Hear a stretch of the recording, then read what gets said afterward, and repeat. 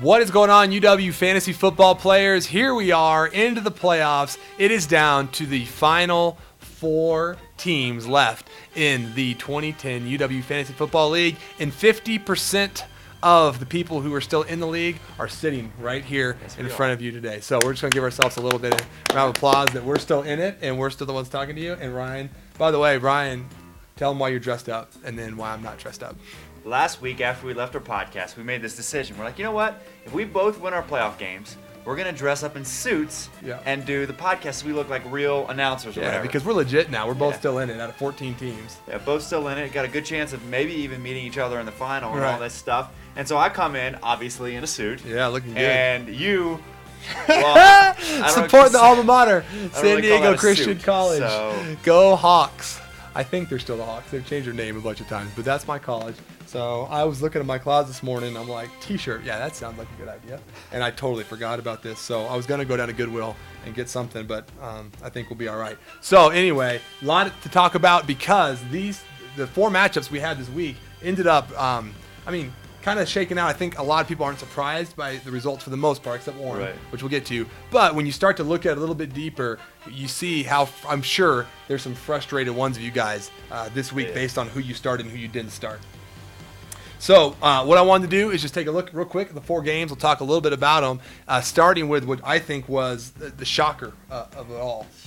So Kevin Brown, who Ryan decides, maybe you said he was lucky, now you kind of say he's not lucky anymore. Where are you standing on Kevin nowadays? Yeah, Kevin has a solid team. Right. But his team is nowhere near as good as Mike's team. Yeah. In my opinion.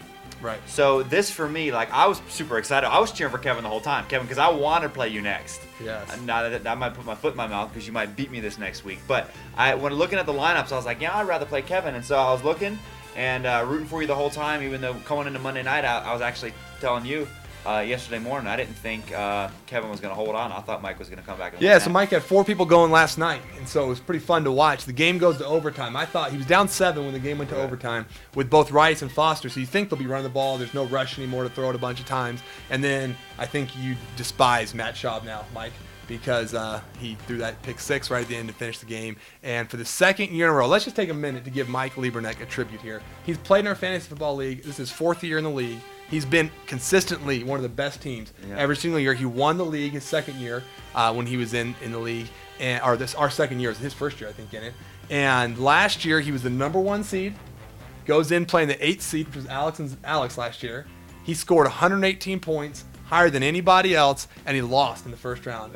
This year he comes in as the number 2 seed, hottest team coming in, scores 107, would have beat everybody else, and he played Kevin again. So here's a little tribute to you, Mike Lieberneck. You're a great fantasy football player. I was not cheering for Kevin. I love you, Kevin, but I like to see a team. I'd be so frustrated if I was Mike. And so I hurt for him. Plus, he's from El Cajon, which is where San Diego Christian College is located. Plus, he's a Charger fan, which I like. Plus, he has the greatest intern story of all time, the time that Heather dropped him off at his host home, and he walked into the wrong host home and didn't pick up on it for a while until this girl was like, Daddy? And he was like, who are you? Greatest story ever. So, Mike, we love you, and he's been a good sport even today. He's just like, hey, it happens. It's a bummer. Good luck, everybody else. So I'd be really mad if I've never played again. So that was game 1, and out of game 1, we have moving on to the Final 4. Congratulations, Kevin Brown. You are back in the Final 4. I haven't even seen this picture. Oh, wow. Just do the press conference there at Cameron Indoor Stadium, I think. So Final 4, entry number 1 goes to Kevin Brown. Congratulations, Kevin. Now, the second game I was going to look at was myself versus Ryan Newton. Absolute domination. Yeah, 102 to 66.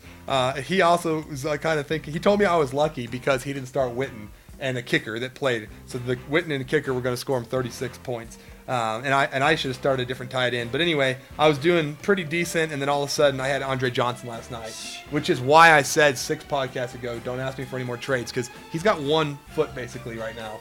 And he goes for 160 and 2 touchdowns. To me, he's the first round draft pick I've ever taken that has really worked out for me. Yeah. Like I took LT last year. I've had other ones in the past that just didn't ever pan out for me. But I'm so glad that I kept Andre Johnson. And let's be real. I mean, Ryan, no one really thought.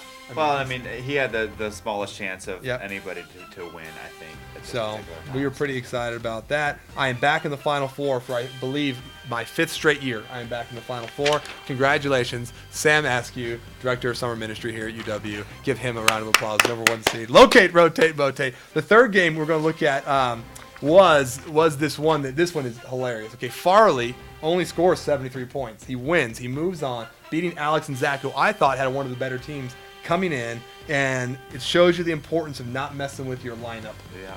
the week before, especially in the playoffs. So looking at a couple of the things that he did this week. I mean, it's really just overthinking things. The Yeah. biggest one is obviously the defense. Yeah. Okay. Putting in Philadelphia's defense, number one, over Pittsburgh's defense is something you should never do. You should put any defense in. No. The Pittsburgh's defense is top 3 in the league. For they sure. get turnovers. I mean, they're a great defense. So I'm not really sure what the thinking was there. Yeah. But I just don't feel I don't see. I'd have to ask them because I Right. have not the slightest idea why they would do that. I don't see any. That one, it's weird because Pittsburgh is such a good defense. But the thing that's even crazier to me is the fact that they benched Deion Branch, who he's won them like 3 games the last Right. month. I mean, Deion Branch has been really, really good. And the only excuse I can think of why you wouldn't start Deion Branch is because they were playing in Chicago and it was going to be snowing and windy and freezing cold. So that would make sense to me.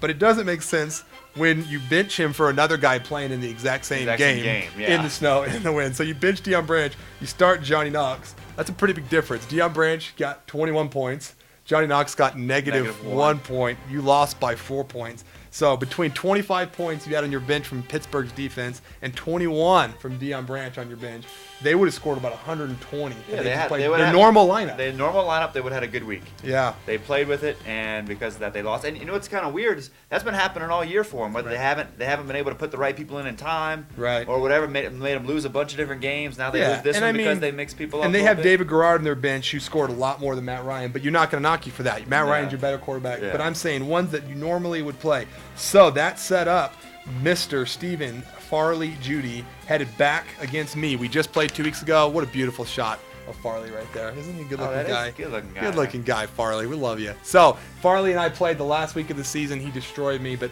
I was resting my guys Yeah. for the playoffs. So I think it'll be a different matchup this week. So Farley and I get the other game, and then that leaves us your game against Seth, which was another low-scoring affair. That was a terrible game. 75-64, you knocked off Seth. Seth probably is beating himself up for one move in particular, and that is the same thing, going back to defense. Right. San Francisco's defense on his bench scored 20-something points. It was 23, 24. He ended up losing only by 9 to you because Ahmad Bradshaw had a pretty good night last night. Made it pretty close. So, again, I don't think I could have ever put my hope in Seattle's defense in a playoff game. So he did that. They got 1 point, and San Francisco got 20-something points, or else you'd still be moving on. So that leaves us with our final four contestant, the very own Ryan Van Hoven. Looks just like you do right Yeah, there. looks exactly like. I mean, yeah. minus the beard and the suit and everything. So those are our final four people in the 2010 Fantasy Football League. And again, a shocker to see Mike go so early. But that sets up, again, Farley and myself next week versus you, and then you versus Versus Kevin. Kevin next week. So there's a potential we could be sitting here next week. It'd be me and you in the championship Not game. only do I think there's potential, I think there is a good, solid chance of that being the case. If that is the case, we're still going to make a fantasy football podcast next week, even though it'll just be about us. We'll But, probably be the only ones watching it yes. because no one cares anymore. And if except it's for us. Kevin versus Farley, we probably won't even film one anymore, just because we don't care anymore. I'm just kidding. We do. And so anyway, I think that that's a possibility. I'm a little nervous about it. Or, Kevin and I have played the last couple years. We played for the championship game 2 years ago. We played for the third place game last year. So we're headed to play each Maybe other you're on a either way, collision either course. in maybe the championship, maybe in the third place game. So anyway, that's it. So I would say to you guys, my one suggestion as far as sitting starts this week, start the guys that have done the best for you all year. Don't get too tricky right now. Don't look at the weather. Don't look at maybe matchups and start some guy you never normally would have started just because, my other guy's playing Pittsburgh and I'm scared he's not going to go. Start the guys. That way when you lose like Mike did, at least he went out with his best players in there and can't beat himself up for not starting somebody that he should have started this week. And that's it. So anything else? Nothing I can think of. Looking forward to another good week. All right, we'll see you guys next week. Talk to you later. See ya.